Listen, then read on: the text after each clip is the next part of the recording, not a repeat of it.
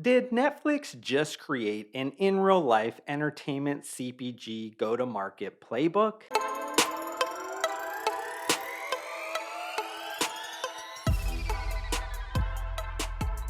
You've seen Stranger Things, right? I mean, it's a fair assumption as the Netflix original series recently set the Nielsen streaming record for most minutes watched in a week with a jaw dropping 7.2 billion viewing minutes.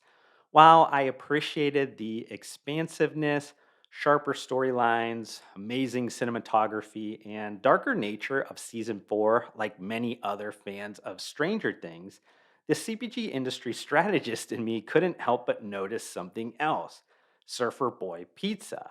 This was a fake pizza restaurant chain that had a reoccurring theme throughout season 4. But did you also know that you could have actually bought a real Surfer Boy pizza at Walmart?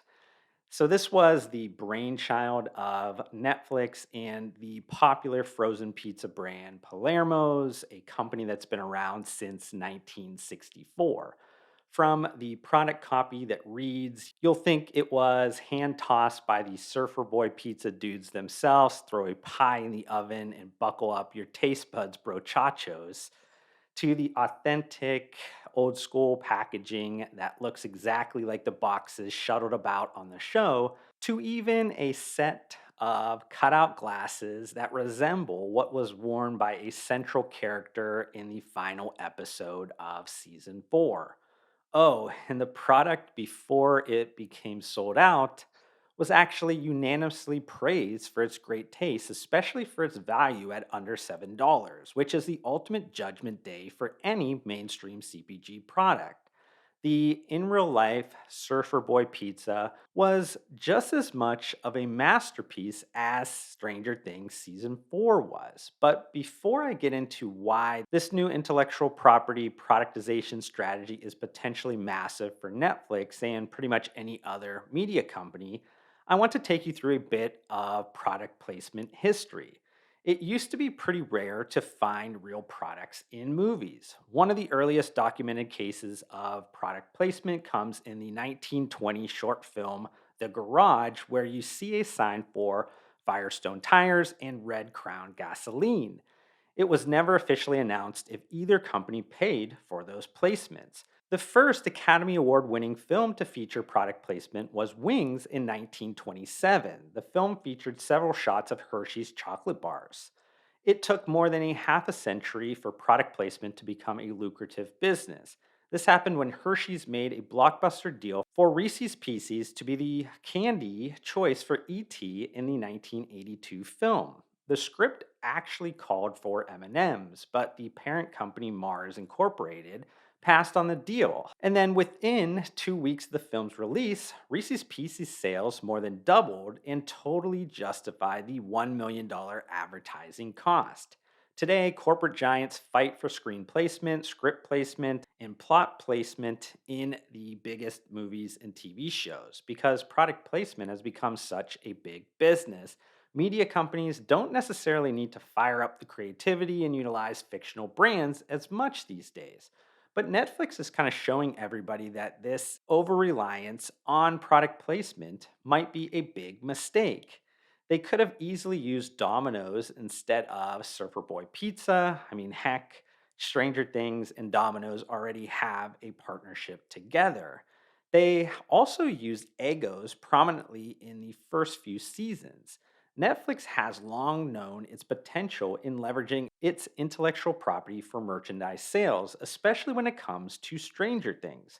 So, why the change of strategy now? Well, in March 2020, Netflix hired its first VP of consumer products. So, Josh Simon would be tasked to create the long term strategy that would prove Netflix could compete with powerhouses like Disney in the IP fueled merchandise and experiences world. The first major move came about 15 months after that directional hire when Netflix launched its own commerce site. Netflix.shop was created to drop exclusive limited editions of carefully selected high quality lifestyle products tied to its shows and brand on a regular basis. This was Netflix's crawl phase. It was a small investment, but arguably became Netflix's most important one. Netflix is now securely in its kind of walk phase of live events and activations. They have been doing them more often and with larger concepts over the last like 12 to 18 months as kind of the world opened back up for in person experiences. It also wouldn't surprise me if Netflix's final run phase of building Netflix land or world was announced in the next handful of years. But let's get back into the CPG related content. What Netflix did with Surfer Boy Pizza was special, but this sort of reverse product placement, going from entertainment placement to CPG and not CPG placed in entertainment, isn't completely new. One of my kind of top five all time favorite movies is the original Willy Wonka and the Chocolate Factory. Believe it or not, the Quaker Oats Company funded, at least in part, the film because they believed it could promote a new chocolate candy bar that they were developing for a subsidiary. They would make their own chocolate Wonka bar and launch it to coincide with the film, though that timing didn't really work out because of some production issues. That's why the name of the film was changed to Willy Wonka and the Chocolate Factory from Charlie and the Chocolate Factory, like the children's book, as Willy Wonka was what Quaker wanted to advertise. They even opened a Willy Wonka candy factory in Illinois because of the film, with it producing the everlasting gobstoppers in addition to Nerds, Pixie Sticks, and the Wonka Bar. In 1988, the Willy Wonka candy subsidiary was sold to Nestle, and ironically, the Wonka bar has been one of the brand's least successful products and was discontinued in 2010. Though that's the most applicable CPG defictionalization example to Surfer Boy Pizza, there has been the Stay Puft Marshmallows from Ghostbusters, Duff Beer from The Simpsons, and Scooby Snacks from the cartoon Scooby Doo. Life has kind of a way of imitating art, especially when there's money to be made. So, in the final part of this content, I want to kind of run through five of my favorite fictionalized CPG brands from movies that could have made a killing, maybe even literally crossing over into the real life. The first one is close to my heart because it aligns with when I was in the beginning of my CPG career, cutting my teeth in the sports nutrition industry. Limitless was a movie starring Bradley Cooper and is about a man that takes a special pill and becomes smarter and more capable than anyone else on Earth. While it didn't start the biohacking movement, it began the mainstreaming of human optimization practices that have ranged from supplements to even the entrepreneur's drug of choice, aka the narcolepsy medication modafinil. The second fictionalized CPG brand that could have been popular in real life is from the 1988 film Coming to America. Soul Glow was the fictional hair product designed and marketed towards people with the 80s hairstyle, the Jerry curl. With the rising popularity of perms and mullets today, maybe it's not too late for this movie franchise to capitalize on the commercial value of Soul Glow. Another personal care fictionalized CPG brand that I think would crush it is Sex Panther Cologne from the movie Anchorman. Firstly, Sex Panther is made with bits of real panther, so you know it's good. Secondly, extensive studies have been conducted, and the findings show 60% of the time it works every time. The next personal care fictionalized CPG brand is one that I probably shouldn't even talk about because everyone knows the first rule of Fight Club is you don't talk about the Fight Club.